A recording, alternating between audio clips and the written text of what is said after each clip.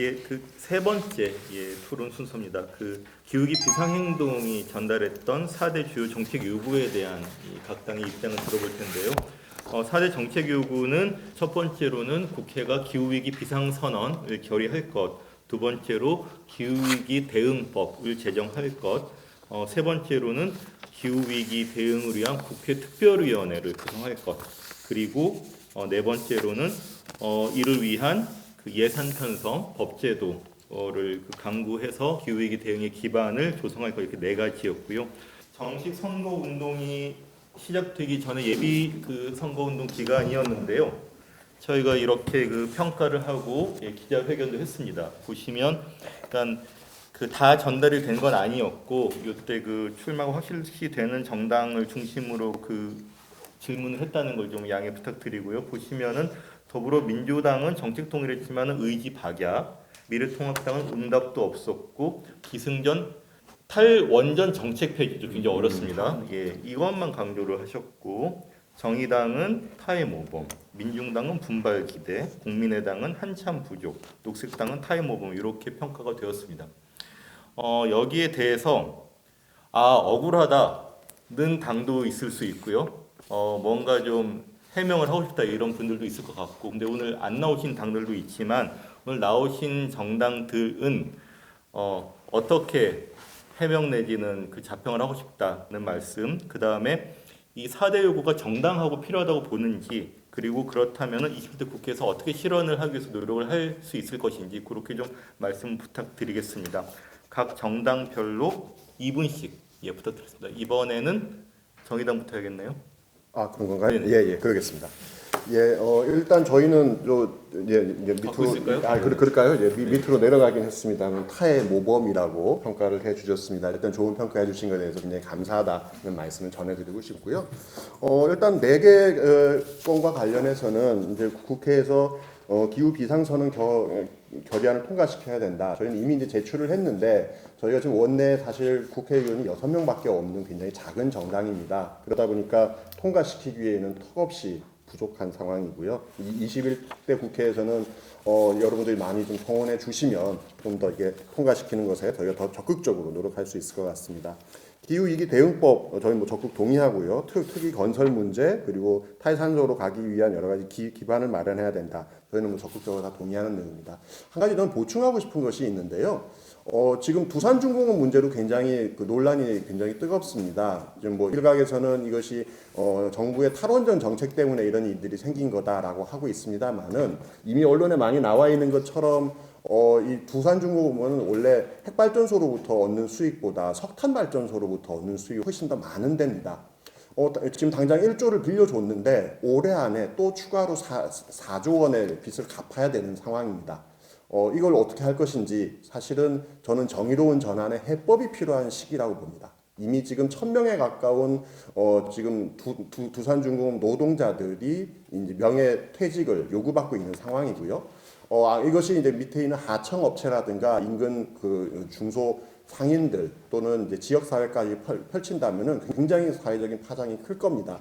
저는 그래서 기후 위기 비상행동에서도 좀 더 앞으로 나가서 이제 정의로운 전환에 대한 어떤 계획을 갖고 있는 것인지 이런 부분에 대해서 함께 좀 짚어주셨으면 좋겠다는 생각을 들고요. 정의당의 경우에는 지금 공약으로 그린 뉴딜 전환 안전망 기금을 만들어서 그 기금을 바탕으로 해서 여러 가지 이제 교육을 시킨다거나 또는 사회적인 대출 프로그램 또는 지역 사회를 위한 프로그램들을 진행하겠다라는 공약을 밝힌 바 있습니다. 그 부분도 함께 이거 논의가 됐으면 좋겠습니다. 네, 감사합니다. 네, 저희 미래당도 이걸 제안을 빨리 또 받아서 그리고 저희 정책을 발표하면서 참여를 했었어야 되는데 제가 조금 참여를 못한 것이 너무 안타깝고요. 그리고 아까 평가에 나왔던 것처럼 타의 모범이 되시는 정당들이 계셔가지고 그런 정책들을 기반으로 해서 저희도 또 어떻게 보면 좀 더 강론이라고도 할 수 있을 그런 기후행동 참여서도 같은 정책을 만들 수 있었습니다.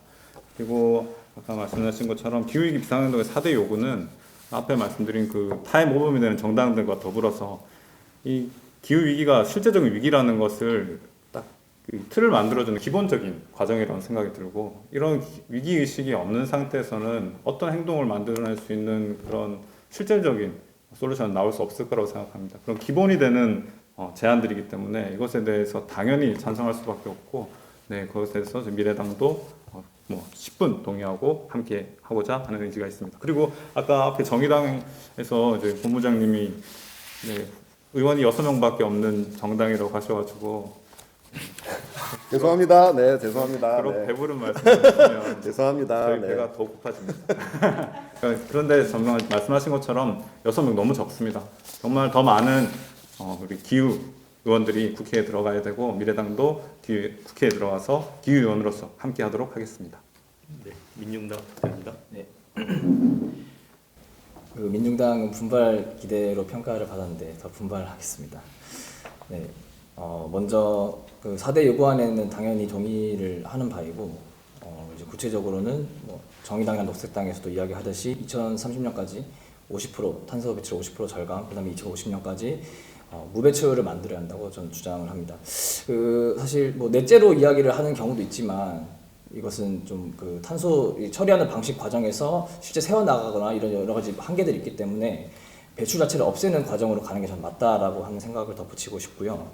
그 기후위기 대응법은 당연히 모든 여기 계신 모든 분들이 동의를 하실 텐데, 저는 여기에 꼭 아까 말씀드렸듯이 들어가야 될 제도가 이제 탄소 예산 상한제를 꼭 넣어서 정부에서 추진하는 공공 정책들의 탄소 예산제를 시행해서 필요와 평가성을 검토한 뒤에 정책을 추진할 수 있도록 하는 강력한 제동적 법안이 필요하다 이렇게 보고 있습니다. 아울러서 그 기금, 녹색 전환 기금 이런 것들을 마련하기 위해서 좀 필요하다고 좀 보고 있고요.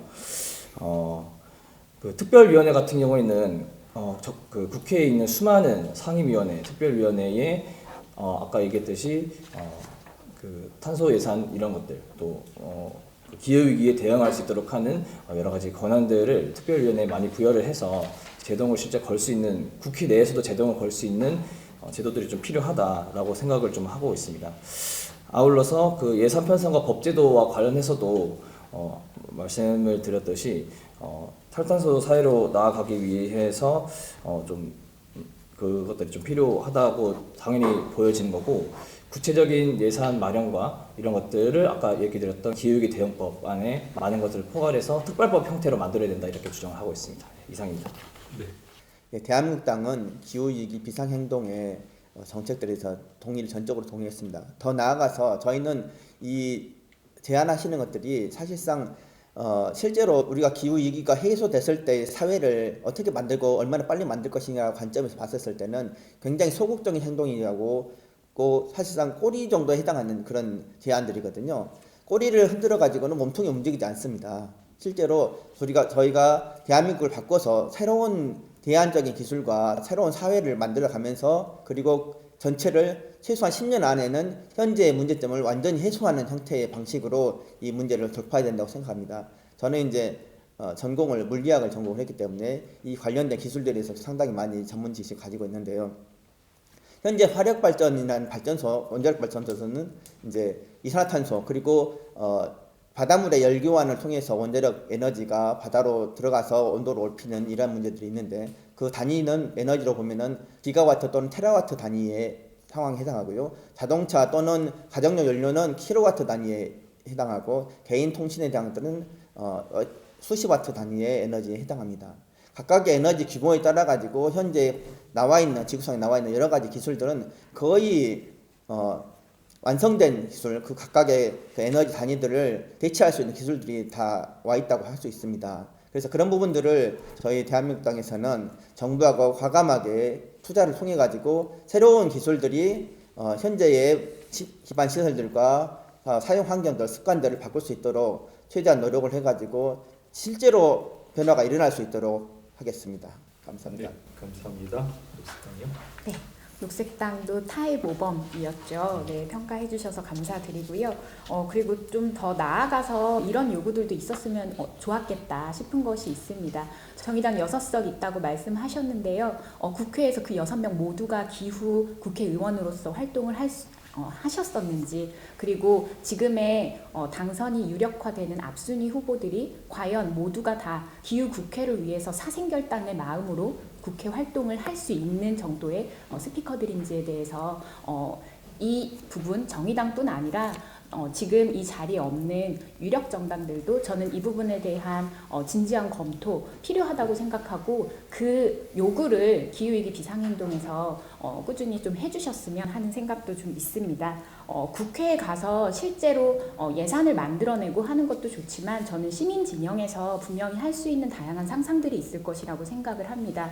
예컨대 지금 코로나19 사태로 인해서 유럽에서는 아주 많은 굉장히 급진적인 정책들이 논의가 되고 있습니다. 운동의 영역에서도 마찬가지고요. 뭐 병원부터 그리고 공공사회 인프라 자산에 대한 정말 급진적인 국유화 정책, 공유화 정책 이런 것들이 좀 쏟아지고 있는데 이런 것들도 기후위기를 막을 그리고 대응을 할 수 있는 여러 연결된 연장선상에서 다양한 아이디어를 제시하고 기획재정부 해체가 요구일 수도 있다고 저는 생각합니다. 이런 것들을 함께 좀 상상을 해봤으면 좋겠다라는 생각이 들고요. 네 가지 모두 다 동의하지만 특히 두 번째 기후위기 대응법은 저는 저탄소 지금 녹색성장 기본법이 있죠. 저는 이것을 폐기하고 기후위기 대응법을 기본법, 상위법으로 만들어서 정말 전 국가적인 결의를 통해서 방금 그 기후위기 비상행동에서 제안했던 모든 것들을 이뤄내야 된다라고 생각하고 있습니다.